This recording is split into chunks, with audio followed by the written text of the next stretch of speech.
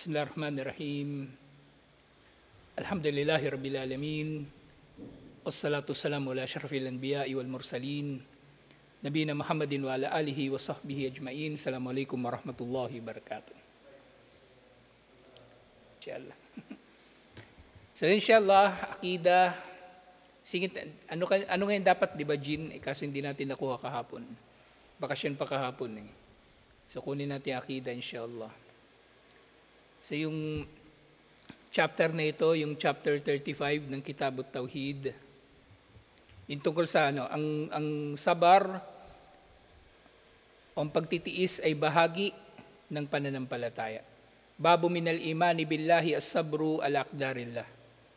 Na nabibilang sa pananampalataya kay Allah ang pagtitiis sa mga pagtatakda ni Allah subhanahu wa ta'ala. Siyempre mga tinatakda ni Allah na tinutukoy dito, gayon din katulad sa Arkanul Iman, mabuti man o masama sa ating pananaw. Kasi si Allah bandang huli, siya yung nagtatakda kung ano yung mangyayari. At ang mga nangyayari, ayon ito sa kaalaman ni Allah, ayon sa kung anong kanyang pahintulutan, at siyempre ito itinalanan ni Allah sa Lauhul Mahfud, at ngayon nandito na tayo para isabuhay na lang kung anong itinakda ni Allah. Na yung free will ng tao, doon pa lang sa kaalaman ni Allah, umiral na doon yung free will ng tao. Nalaman na ni Allah sa kanyang perpektong kaalaman kung anong iisipin ng tao, kung anong paplanuhin ng tao. At pahintulutan ni Allah kung ano yung gusto niyang pahintulutan. So marami talagang pwedeng mangyari.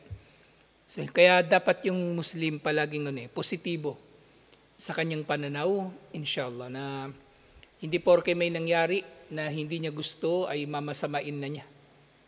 O maaaring meron din naman mangyayari na gusto niya pero isipin niya na puro kabutihan lang yun. Palaging merong nalilingid sa mga bagay-bagay na nangyayari sa buhay natin. So, minsan nga may bagay na masama pero mabuti pa yung kahihinatnan. At may bagay na mabuti, akala natin mabuti pero masama ang kinahihinatnan. Sumunod na nababanggit tungkol dito, isang hadith. Inuulat ni Anas radhiyallahu anhu, sinabi ni Propeta Muhammad sallallahu alaihi wasallam, "Idza aradallahu bi 'abdihi al-khaira, ajjala lahu al-uqubata fid dunya." Kapag ninanais ni Allah para sa kanyang alipin ang kabutihan, minamadali ni Allah ang pagdating sa kanya ng parusa dito pa lang sa mundo. So kapag merong tao na minamahal ni Allah, dito pa lang sa mundo nakakaranas na siya ng mga paghihirap. At yun ay parusa ni Allah na pinapadala niya dito pa lang sa mundo, na siyempre yung parusa na ito ay parusa ng pagpapadalisay. Hindi ito parusa na sumpa. Kasi di ba mayroong parusa si Allah na may kasamang sumpa? Yung parusa niya sa Sodom at Gomorrah, yung parusa niya sa Ad, sa Thamud. Etong parusa na ito na tinutukoy, parusa na pagpapadalisay. Kumbaga musiba na yung katulad ng nababanggit sa hadith na hindi dumaraan ng tao sa anumang musiba, na ultimo yung matusok ka ng karayom o ng tinik. Liban na lamang napapatawarin ni Allah ang iyong kasalanan dahil dito. So ito yung tinutukoy dito na ukuba. Ukuba na may dalang, kapatawaran.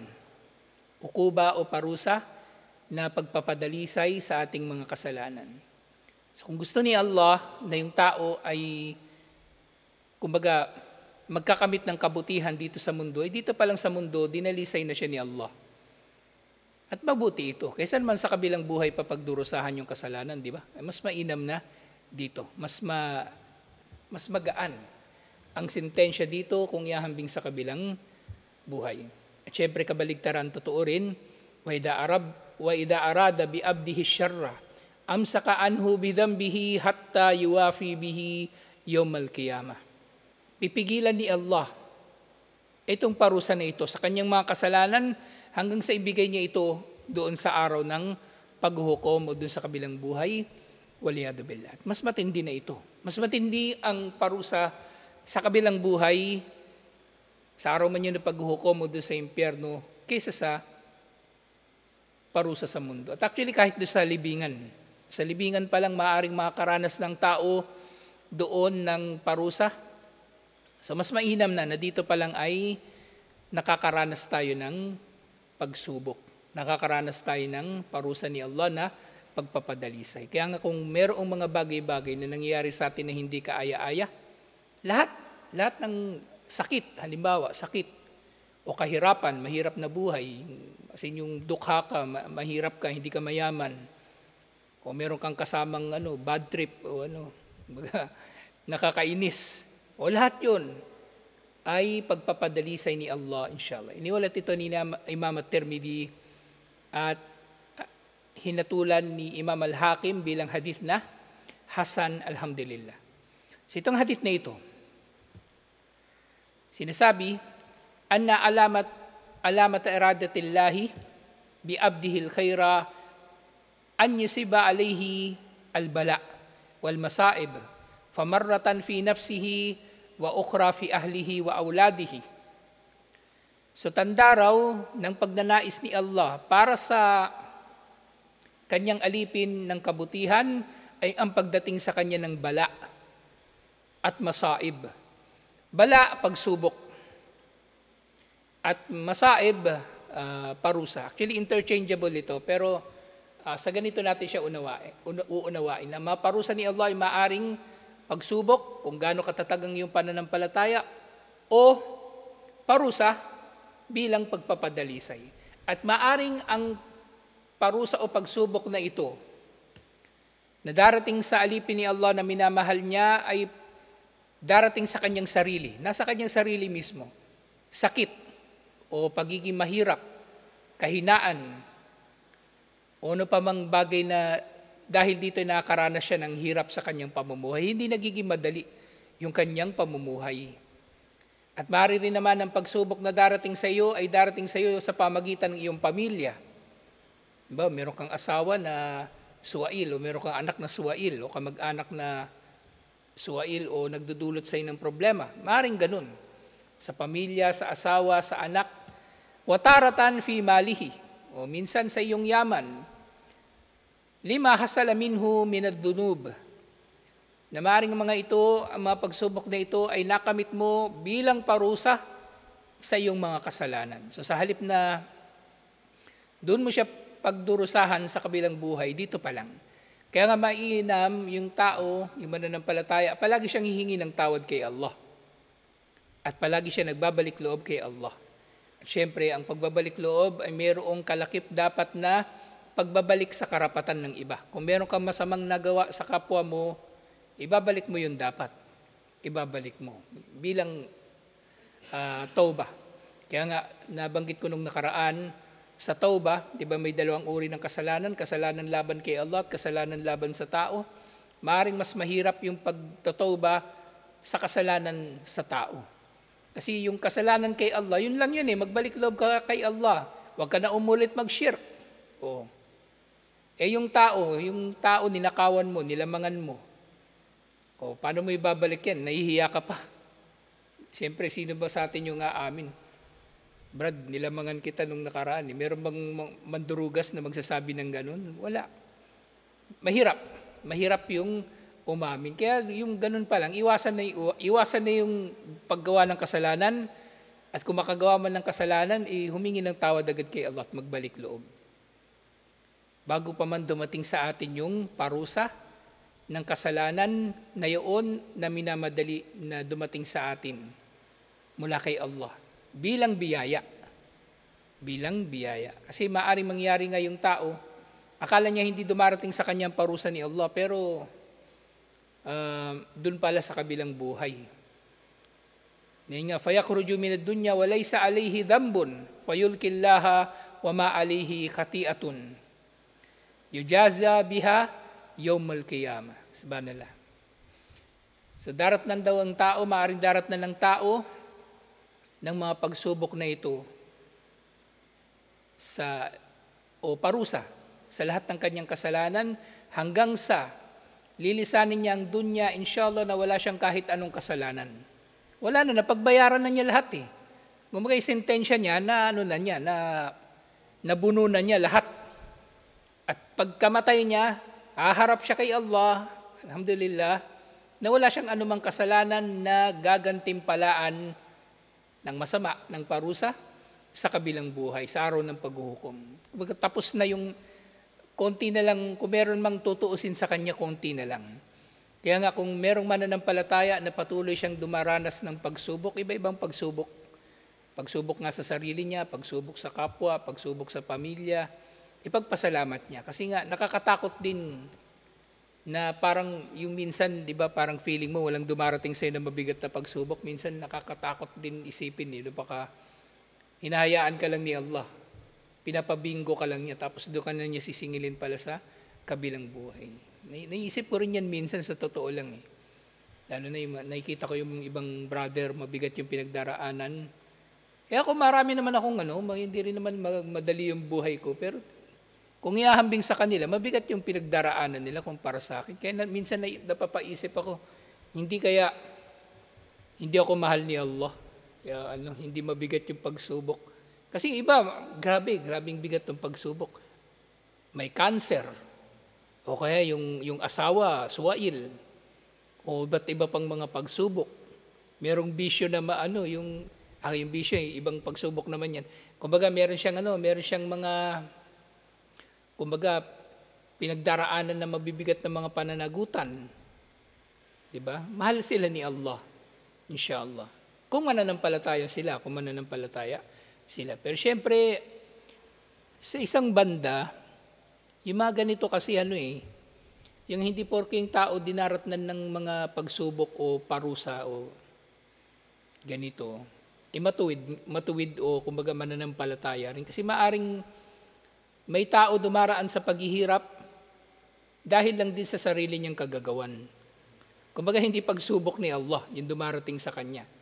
Bawa siya, yung lagi siyang lubog sa utang, sugarol o mabisyo. Hindi marunong mag-manage ng pera. Diba? O kaya mandurugas, walang baraka yung kanyang pera, kaya lagi siya naghihirap.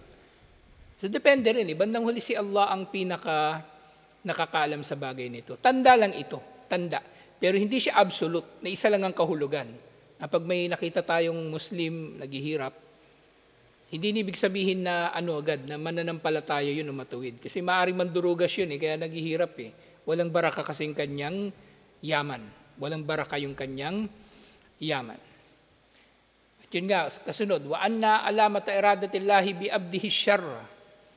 At kabilang sa mga tanda ng pagnanais ni Allah para sa kanyang alipin ng kasamaan, an la yujazihu bidambihi fid dunya, na hindi siya parurusahan ni Allah sa dunya. Hatta yaji'a fil akhirah, hanggang sa dumating siya sa kabilang buhay, wafirud dhunubi fayastawfi ma yastahiquhu minal iqab. Pagdating niya sa araw ng paghuhukom, kakaharapin niya ng buong buo ang kanyang mga kasalanan at ibibigay sa kanya kung ano man ang marapat sa kanya na parusa, waliyadu billah. Walang nabawas sa parusa niya, kompleto. Inantala lang ni Allah.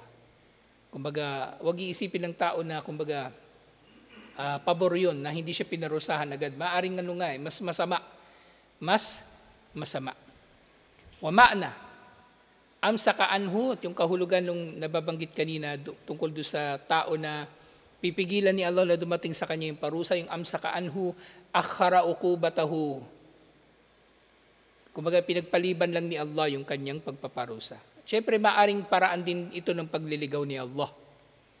Diba, yung kuffar o yung iba pang mga makasalanan, lalo silang naninindigan sa kanilang kasalanan kapag hindi sila nakakaramdam ng parusa o hindi nakakaranas ng parusa o hindi nila napagtatanto ng dumarating sa kanila ay parusa. Maaaring baligtad pa nga.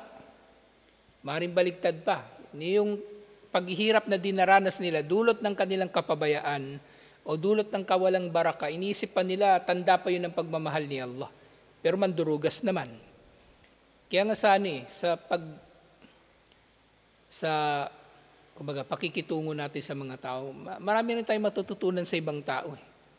Kumbaga, kung natututo tayo sa sarili nating karanasan, marami rin tayong matututunan sa karanasan o pinagdaraanan ng iba. Kumbaga, kung pag-aaralan natin yung buhay ng ibang tao, makikita natin yung pagiging komplikado ng buhay ng isa't isa. Pero may makikita tayo na, halimbawa, nakikilala nating matuwid at dumaraan sa pagsubok. Nakikita natin na maaaring yun ay parusa, pagpapadalisay. Pero kapag nakita tayo mandurugas, tapos naghihirap sa buhay, alam natin na hindi yun pagpapadalisay sa kanya. Kawalan yun ng baraka. At maaring meron pa siyang parusa na karapat dapat niyang matanggap na hindi pa niya natatanggap ngayon. Sa kabilang buhay pa niya matatanggap. Pero yung mandurugas na yun, inakala din niya na yung kanyang paghihirap ay tanda rin ng pagmamahal sa kanya ni Allah. Iniisip niya, sa kabilang buhay, wala na siyang pagdurusahan pa sa mga pandurugas niya. Ginagamit lang din ni Allah bilang pagliligaw yung mga bagay na ganoon. Nainga, wa ma'na yuwafi bihi, yung yuwafi bihi sa hadith, yaji'u bidambihi yawmal qiyamah, na darating ang tao na hindi pinarusahan ni Allah sa dunya, sa araw ng paghuhukom, at doon na ibibigay sa kanya ang lahat ng parusa, lahat-lahat, kompleto at walang bawas sa kanyang mga kasalanan. At ang kinalaman ng hadith na ito sa chapter na ito, annahu dalla ala anna al-masaib allati yubtala bihal insanu mukaffiratu lidunubihi idha sabara wahtasaba. So meron ditong babala.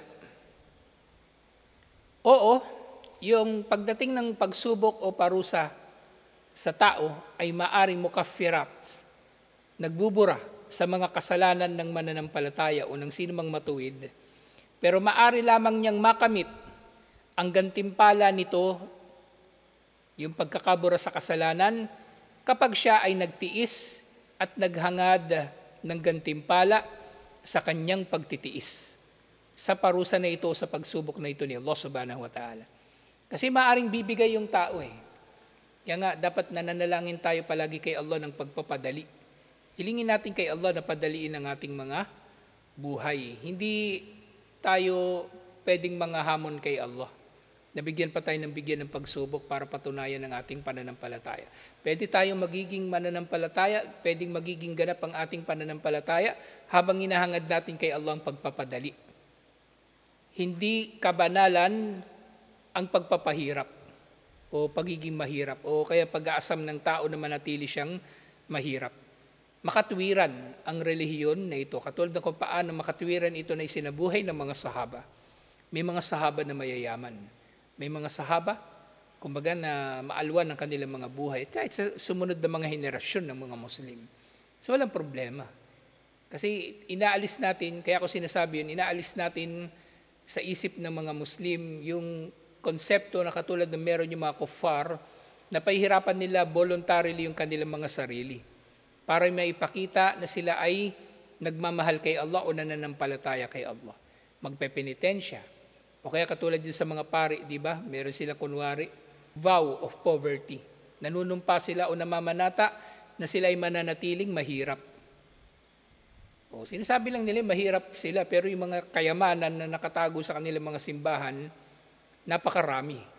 So walang ganun sa Islam na mamamanata ka kay Allah na mananatili ka mahirap. Hindi, hangarin mo yung biyaya ni Allah. At kapag meron kang natanggap na biyaya ni Allah, edi gamitin mo sa landas si Allah. Katulad ng mga sahaba. Kung wala, edi wala. Magtiis ka sa parehong pagkakataon. Yumaman ka, magtiis ka. Naging mahirap ka, magtiis ka. Yumaman ka, maghangad ka ng gantimpala nito. At kung mahirap ka, ganun din. Maghangad ka ng gantimpala nito, insyaallah. Gedi sa sumunod na hadith, sabi ni Propeta Muhammad sallallahu alaihi wasallam, inna admul jaza ma'admil bala. Sinabi ni Propeta Muhammad sallallahu alaihi wasallam, tunay na ang laki ng gantimpala ay nakasalalay sa laki ng pagsubok. Mas malaking pagsubok, mas malaki ang gantimpala, insyaallah. Wa inna Allah ta'ala, idha ahabba qauman, ibtalahum. At tunay na si Allah, kapag minahal niya ang anumang nasyon, ang anumang bayan, o sinumang tao, ay sinusubok niya sila. Pinapadalhan niya sila ng pagsubok. Faman radiya falahur rida. Sa sino mang nalugod sa itinakda ni Allah subhanahu wa ta'ala, ay magkakamit din ng pagiging kontento. Sino mang nalugod, sino mang nakontento, ay bibiyaan nga ni Allah ng pagiging kontento. Ano man ang kanyang kalagayan. وَمَنْ سَقِطَ فَلَهُ السَّخْطُ. At ang sino man ang hindi makontento, ay hindi talaga siya makukontento. Ibibigay ni Allah sa kanya kung ano ang karapat-dapat sa kanya. Hadith ito na iniulat ni Imam At-Tirmidhi. Nga pinapaliwanag sa hadith na ito, ang kahulugan ng hadith na ito, Akbar ar-Rasul sallallahu alaihi wasallam anna man kana ibtila'uhu ashaddu fajaza'uhu a'damu. Sa pinapabatid sa atin ni Propeta Muhammad sallallahu alaihi wasallam na sino mang mas matindi ang kanyang pinagdaraanan na pagsubok, inshallah kapag napagtiisan niya yon at hanggat siya naggantimpala nito, mas matindi rin ang dalawang ito inshallah.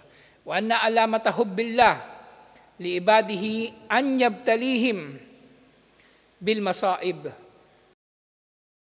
At kabilang sa mga tanda ng pagmamahal ni Allah ay ang subukan sila sa pamagitan ng mga parusa o pagsubok. Anong dahilan? Litukaffaru anhum dhunubahum, upang ipagbayad ito para sa kanilang mga kasalanan. Wa sayu'atihim wa yazidu fi hasanatihim, na kumbaga buburahin ng kanilang mga kasalanan, at gayon din itong mga parusa na ito na dumarating sa kanila inshallah ay magdaragdag sa kanilang gantimpala. Magdaragdag sa kanilang mga gantimpala. Wa yazidu fi hasanatihim wa yu'dimu lahum al-ajra wa thawab. At magdaragdag pa sa kanilang gantimpala. So ganun ka mapagbigay si Allah subhanahu wa ta'ala. Alhamdulillah. Faman radiya anillahi bima qadarahu alayhi wa qadahu falahu ar-rida'u min Allah. So ganyan, sino mang malulugod kay Allah sa kanyang pagtatakda at kanyang pagpapatupad sa pagtatakda, kalulugdan din siya ni Allah. At kumbaga, bibiyaan din siya ni Allah ng pagiging kontento. At sino man ang hindi magiging kontento, waman sakita akdarillah, sino man ang hindi makukontento sa itinakda ni Allah, sakit Allahu alayhi. Dudulutin nga ni Allah na siya nga ay hindi rin makukontento, waliyadu billah. Warida'u sakht min Allah, sifatani min sifatihi yajibul imanu bihima. At ang pagkalugod at ang hindi pagkalugod ay actually dalawang katangian na katangian din ni Allah, na marapat na paniwalaan natin. Yung tao ganun din, di ba? Nalulugod at hindi nalulugod. So ganun din si Allah. Meron din siyang ganitong mga katangian. At dapat tayong maniwala na si Allah ay merong ganitong katangian. Na yun nga, yajibu al-imanu bihima wa ithbatuhuma lillahi ala ma yaliku bi jalalihi wa udmatihi.